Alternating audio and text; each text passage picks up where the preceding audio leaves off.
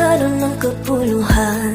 Kala ko di na muli pa na mabubuksan. Hanggang sa pinagtagpo tayong dalawa'y di na Akala ko dati ako ay magbubuhay na lang mag-isa.